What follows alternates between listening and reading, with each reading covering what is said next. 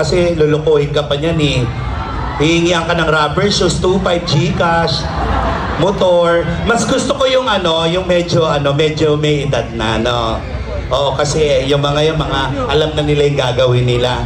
So ganito, aawit pa ako ng isa pa ha. Ang daming magpalakpakan nga yung mga gwapo ngayong gabi.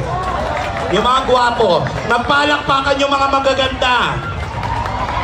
Magpalakpakan yung mga bayot. Ay, bakla din. Diyos ko na lahat.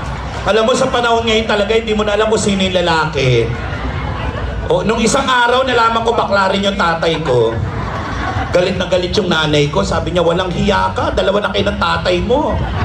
Lumayas ka dito, lumayas kami. Lolo ko sumisigaw, wait, isama niyo ako. Bakla din pala yung hayop. Oo. Magpalakpakan yung mga magaganda. Magpalakpakan.